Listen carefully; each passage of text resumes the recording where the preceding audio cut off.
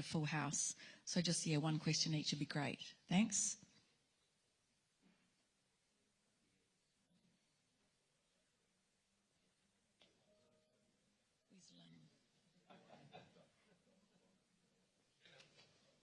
Good, bud. You're at the back. That means black is at the back. Black means at the back. Because otherwise it'll feed back. Black and back. Yeah, so I'll stay here. Yep. Black back. Yeah. Up the front, guys, and just use the microphones. Use the microphone first. And then afterwards, Hosking will just call you on your phone. All good?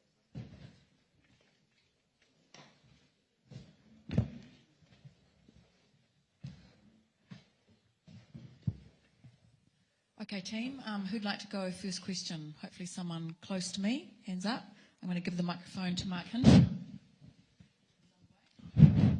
Hi, Ian. Over here. Just the makeup of your bench, can you, a couple of little tweaks, I guess, to what we might have thought was your top group, and you've gone for Nepo at tight head. Is that a response to, I guess, to what's coming, the power in the second half from the box? Yeah, it's certainly a response. It's not so much a response to the power, more the techniques that we think we're going to have to deal with. And Nepo is a very strong scrummager, very experienced, and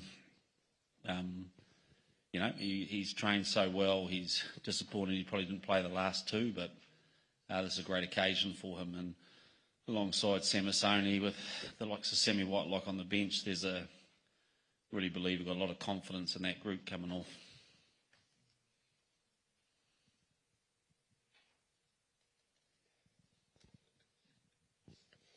Sam, can you just talk through, obviously, big match, big occasion, just the balance between the head and the heart? We see you in the tunnel running out for the game, obviously ready to go. We heard earlier in the week about the heartfelt speeches. So just the balance of an occasion like this between passion and strategy and heart. Yeah, I think a lot of it comes down to our preparation. I mean, earlier in the week, we've got a lot of experience in this squad, and it'd be silly not to tap into some of that, particularly for the younger guys. So that's all that was. We've been really clear, and we've built how we want to play as a team. So in terms of head and strategy, I think we're really clear and we're in a good place. And with that comes confidence, and that there'll certainly be a high level of emotion and intent to start the game, but there always is. And the boys, I think, we've played 2 finals, 2 knockouts, effectively more actually, in a row. So I trust that we're in a good spot there. Boys have done a lot of physical and mental prep, and although it's a final, it is another game where we just have to go out there and trust ourselves and trust ourselves to play good footy. So, it's a fine balance, but the team's in a good spot with it. Hey Ian, I'm here. Aaron Smith will play his last game in an All Black jersey this weekend. How's he been this week, and what legacy do you think he's going to leave behind? He's been good. He's preparing to play a World Cup final, and that takes 100% of your attention and care of preparation. And really, we know it's the last game for some pretty iconic players, but that could be the case in both teams. And quite frankly, we don't really sort of want to talk too much about that. I think there's time afterwards. Like right now, the occasion in front of us is so exciting, and we don't want to waste a day of that thinking about post-game. So he's prepared well, he's excited, needs a tap on the head sometimes when he gets too excited, but that just means he's in a good place. Ian, there's been all sorts of rumours going around New Zealand around Richie Mo'unga's fitness. Can you just confirm that? And also, how important will he be going up against Pye this Saturday night? Confirm what? A serious injury? That he's good to go. Yeah, no, I read that. I was very interested because I hadn't heard it from my own medical staff, so I don't know where that came from. So he's good. And just on the battle against Pollard, or how important the 10s are going to be on Saturday Oh, night? look, 10s are key in big games. They always are. But again, it's, we like to take the pressure off one person by the people in front of them doing a really good job, by our 9 giving great service and having great communication from the outside. And that's probably the key when you play South Africa. There's a lot of different pitches you see outside your 10, and so the comms that we get from outside that, and that's something that we've been working on. But he's Richie's in a great spot. He's leading the team well, and from that 10 jersey, and got a smile on his face, and is uninjured. Sam, you've real momentum now as a team, especially over the last 2 weeks. If you can reproduce the performance levels that you produced, particularly in that phenomenal win over Ireland a couple of weeks ago, will that be enough to win the World Cup, do you think? No, I think we're going to have to be better, to be honest. And, you said we build momentum, but each week we're trying to get better, and we're going to have to be at our very best on Saturday night, defensively and attackingly. And attacking. So, that's our mindset, that we're going to have to put out the best performance we have all year. And if we do that, then we'll give ourselves a good shot. G'day, Ian. A question from Martin Devlin, who couldn't be here today, sorry, he's a bit unwell. You've long talked about how it's all about the team, and particularly this year, it's all about going out there and doing your best to go out there and win a World Cup. Despite everything that you've personally been through over the last year or so, are you at peace with where you guys are at right now? Are you happy with what you've achieved to this point and being in a position to go out there and win a Rugby World Cup? Am I at peace? What do you reckon? Yeah, I'm reasonably peaceful. I think I love the word, but I'm not sure I'm feeling peaceful right now. We're where we want to be right now. We're excited by this, and I've been saying it for a while. We lost the first game to France. After that, everything became pretty important. But we've settled on, this team has thrived on being in the now, focusing on what we're doing now. It's been something that we've loved doing. It's enabled us to deal with any particular noise outside or circumstance outside that may have affected this team, and I think it's a massive credit to Sam, our leaders, for that we've been able to stay in that place. And so we've woken up this week and we're in a World Cup final, and we're excited. And it's and right now we're trying to make sure we balance the control of the emotion of it versus dealing with all the messages we're getting from home, and even people in France have been massive, and I have to thank them for an awesome support that we've had from the local people too. But managing all that so that we can just go out, put a smile on our face and play our game. And that's what we're focusing on. We know there's 2 great teams out there, different styles. They're great at their style. We want to be great at ours. Sam, just down in front here. I know it's not about one man, but how much do you play for your coach in this final? A coach who you've been through a lot with. Might say those sort of things for post game, but to be honest, we've got so many reasons to want to play well, and one's not bigger than the other. But I think probably the biggest reason we want to play well is to make New Zealand proud. It's been truly overwhelming, the support, and just makes you feel so damn special and proud to be a Kiwi. And we want to go out there and do the ultimate job and make them happy. So that's probably our biggest driving factor. And below that, there's plenty of other little ones. But the best way, when Foz talks about bringing it back to the now, it's easy for your mind to drift to how they're going to feel, or what's this going to, if we get the outcome we want. But you've really got to be disciplined and bring yourself back to what's important right in front of you, and worry about doing that. It's the process, I suppose. First time I've become a little factor for a while too. A big factor, I suppose. Have I just wasted my one question, Ian, or Yeah, was that a fairly decent that was a poor one, but I'll give you one more crack. Ian, I'm going to jump in before I'll he come goes. A lot of talk about the departing players. Sorry, just here. Sorry. One who won't get that chance, obviously, Dane Coles. How tough was the conversation with Dane to tell him that he won't have another game in the jersey? Yeah, tough. And again, you know, we want to elect to not talk too much about posts, but that was a tough one. You know, probably the toughest I've had as a coach. How did he take it? The way that I would have expected him to. He's a champion.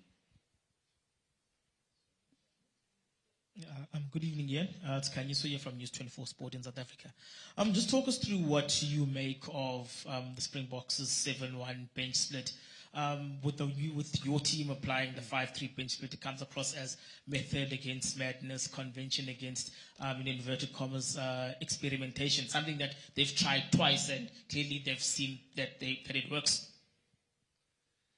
Yeah, look, it's a tactic that's what I love about the game. You know, people play different ways, try different things, and they've got their way. They think that suits their strength, and but it doesn't really change anything that we do, to be frank. It's, you know, we're going and preparing for our game the way we want to play it. So our strategy suits us, their strategy suits them, and makes it kind of interesting on Saturday night. Ian, how confident are you that there are no scars from that game at Twickenham before this tournament, and what did you learn from it? Obviously, that was the first time they deployed the 7-1 split on the bench. Well, we doubled up with their 7-1 split with just playing with 14 men and 13 men for quite a part of that game. So, you know, we tried that clever strategy and decided we didn't like it. So we're going to try a different one this week. Hi Ian, it's Sam. It's fair to say that both of you copped a fair bit last year, and can you just explain to us who aren't as close to it what that was like and how you guys got through that with you and your family, and how proud you are now to be here in the World Cup final? Well, I've just started to get my back nice and straight from last year, and now you're trying to make me hunched over again. It's a life in this business. It's a tough game. And it's a tough game when you're trying to get your performance right, and it's a tough game where people around you see things differently. But we've learned a lot about ourselves. Take massive pride in the jersey and making sure that we achieve the levels that we want to. And, you know, the rest of that's probably a conversation for another day. But like I keep pulling it back to the fact is that hasn't altered our vision of where we wanted this team to be. And I know we've probably surprised a few people, but I don't think we've surprised ourselves.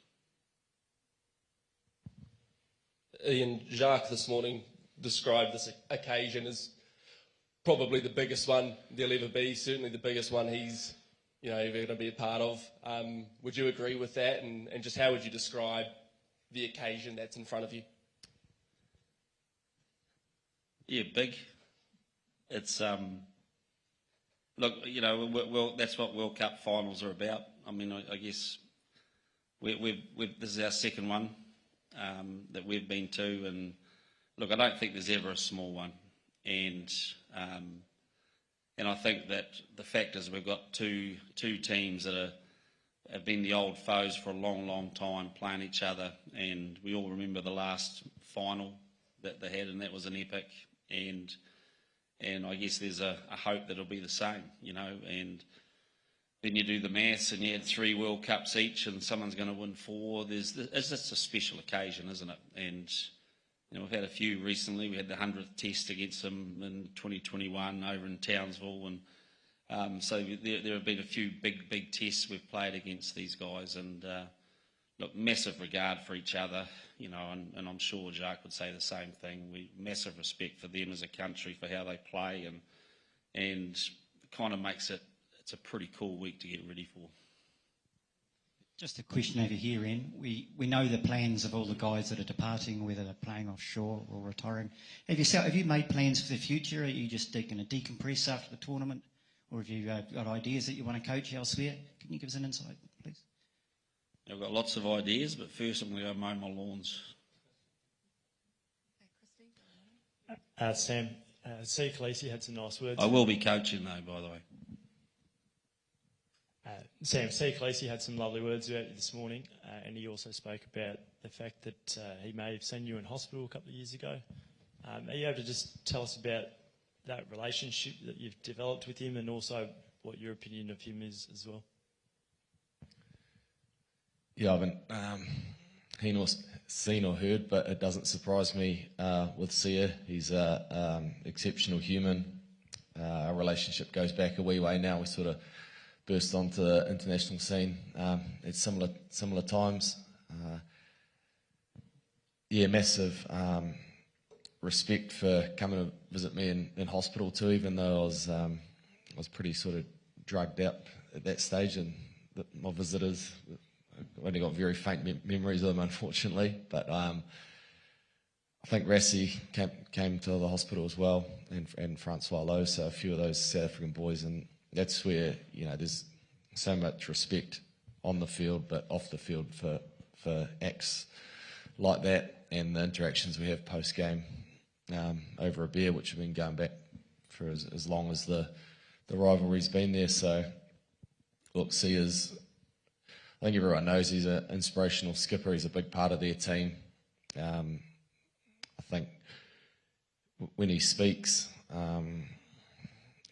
he sort of demands respect, and that's just from without even seeing him in the environment. That's just through seeing how he speaks to the public. So, look forward to another battle with him. But yeah, a lot of the respect's mutual. Sam, I don't know whether this is the time or the place for a technical question, but I'm sure you've enjoyed the way you've approached the breakdown over the course of this tournament. In a couple of seconds, teach us how to be so good at the breakdown, where you soak up so much pressure without conceding penalties. How do you go about doing that? In a couple of seconds. He just guesses. Yeah, it's look, it's a team thing, man. It's trusting your teammates. It's trusting yourself to make the right decision at the right time. But ultimately, it's knowing that if you're not 100% confident in the decision, that you're willing to back out and defend another phase, because you know your teammates are going to get back, get up on side, and go again and again and again. And there was no better example of that than at the end of the Irish game, where guys just kept showing up for each other no matter what the fatigue levels were. So moments like that build a lot of trust and confidence in each other, and I'm picking we're going to have to dig pretty deep into the well again on Saturday. Thank you. Thanks.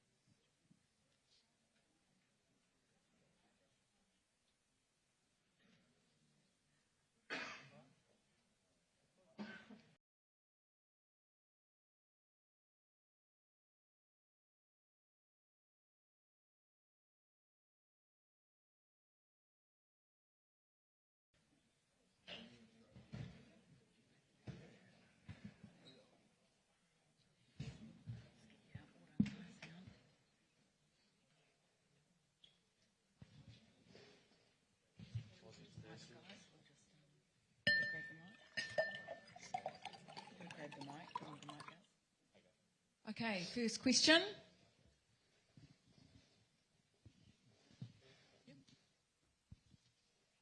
Hey Brodie, Geordie over here. Just been talking to Ian. Obviously, that's his last week as an All Black coach. Can you guys both just sum up the impact he's had and how proud you are that he got through some of the stuff he was copying last year and is here coaching you guys in the World Cup final?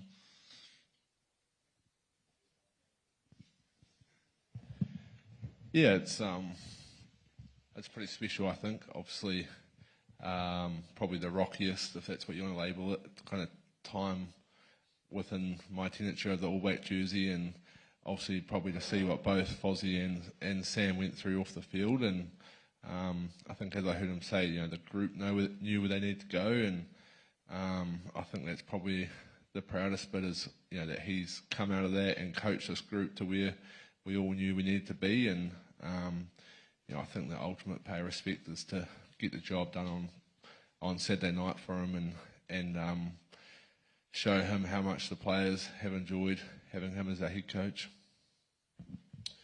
Yeah, for me, it's just it's been great to see the players ultimately put some performances out there that reflects his coaching ability, and there's no mistaking we were under a lot of pressure, players and coaches, and through that period, believe it or not, Fozzie didn't panic, and neither did the players, and we could see a bit of light there. So it was a rocky period, as Guzzle said, but we're just reaping a few rewards now, so big challenge again. Hey Brody,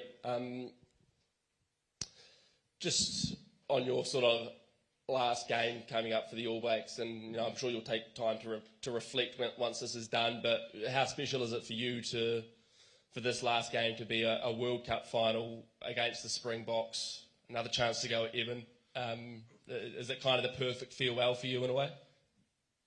Yeah, I think it's it's awesome. You can't really put into words like to be in a Rugby World Cup final. Obviously, was lucky enough to experience it in 2015, and to come here and this be my last game in the jersey, and have the opportunity to go out there and potentially win it again. I guess if you want to call it a fairy tale ending or however, but it's definitely beats where we were 4 years ago playing for third and fourth, that's for sure. Geordie, Mark here. Hey, could you just talk to a bit of the balance, I guess, of excitement of the occasion, of the big occasion? You guys talk about walking towards the light and all those sort of things, versus, I guess, kind of being cool and clinical about it. You guys have built some great form since that loss to France, and obviously heading in all the right directions. I guess you want to stick to what's worked for you, but that versus all the excitement and the occasion. How do you balance that? It's a good question. It's a question I've been asking a few of the senior players, as I haven't been to a World Cup final before. But I think, like this week, we've just been enjoying the week, enjoying each other's company, and understanding it's a fresh week, a new beast, new challenge, World Cup final, different conditions, different opposition, playing against the world champs, world number one side, and it doesn't get any better than that. So I guess in a lot of ways we're just trying to enjoy it, walk towards a challenge. I know it sounds cliche, but we started the tournament pretty slowly, and we've gained a wee bit of momentum, but that doesn't guarantee anything. We've said all along this World Cup, the best teams have been the best teams on the night, so it's going to be no different come Saturday.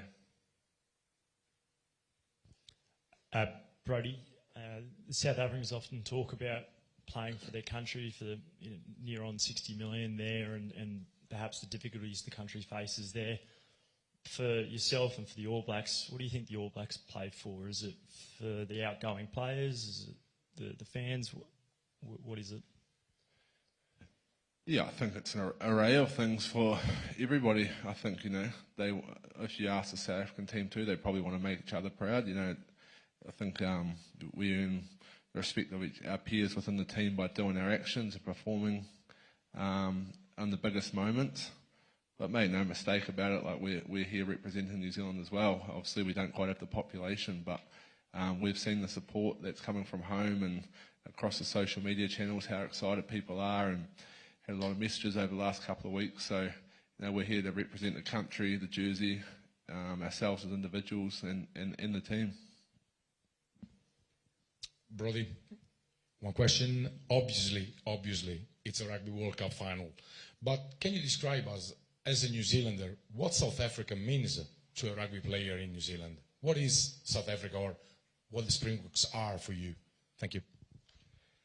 Yeah, I think, personally, from the Springbok encounters I've had, it's like the ultimate challenge, whether we're up in the high veld of South Africa or that they're down in New Zealand or here in a Rugby World Cup. We know obviously with their split too that they want to come at the 4-pack and come up front and try and dominate, and we know it's always physical with South Africans. So yeah, I think from my point of view it is the greatest challenge that we have in Test rugby. Brodie, just down the front, Richie McCaw in camp today and through a fair chunk of this tournament. Does it bring back shades of 2015? Also, what has he been able to add for you guys?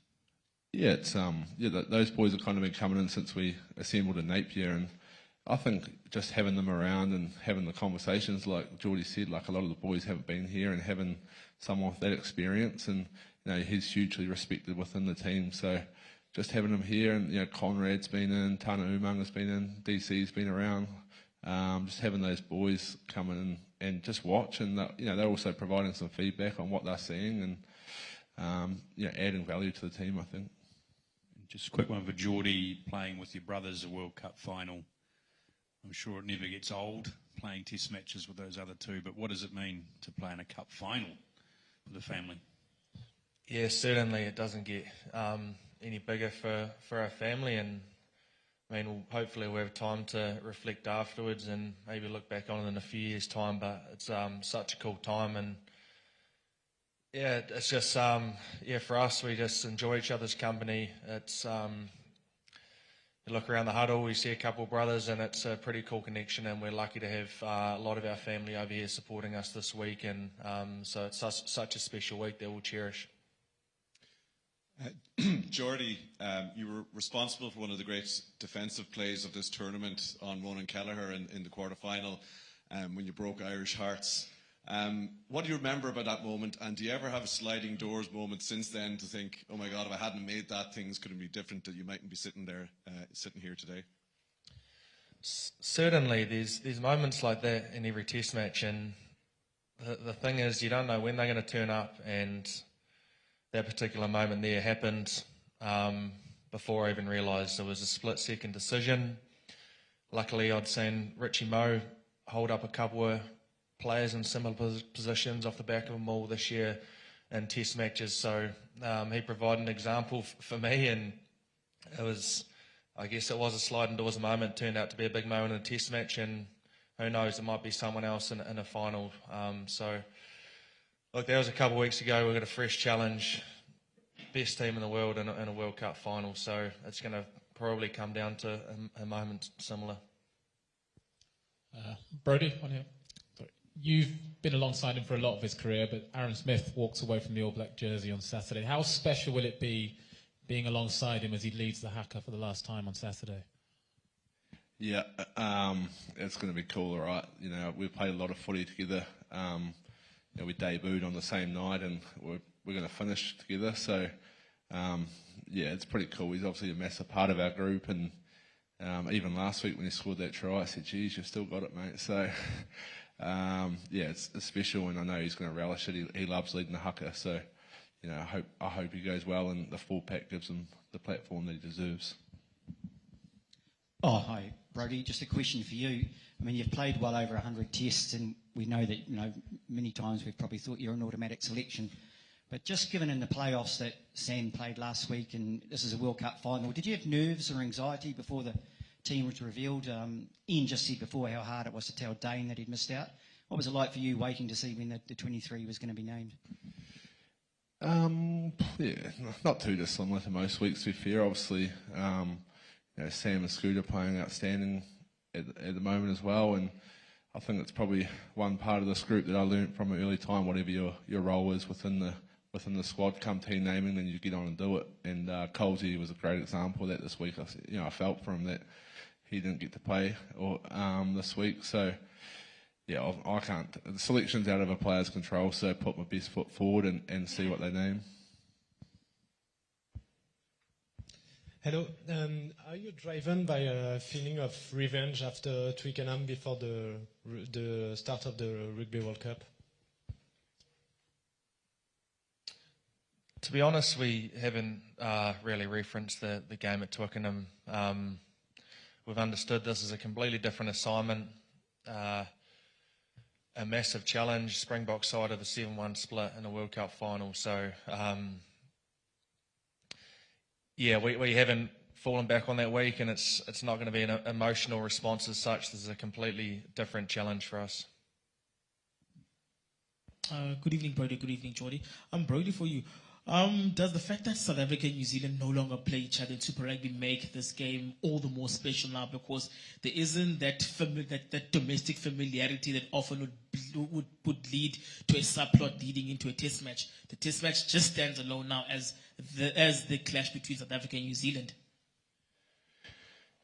Yeah, I think we're not going up there in Super Rugby. Like, you miss the experience of playing in South Africa, which to us Kiwis is pretty special. But in saying that, because it is rarer that we play the South African teams now, it almost makes it more special. I think everybody looks forward to the Test match. I know the one earlier in the year in New Zealand was sold out a couple of weeks before it, because spectators know what they're going to get. So yeah, Test match rugby obviously slightly different to Super Rugby as well, but I think playing each other less almost creates more excitement and anticipation around the game.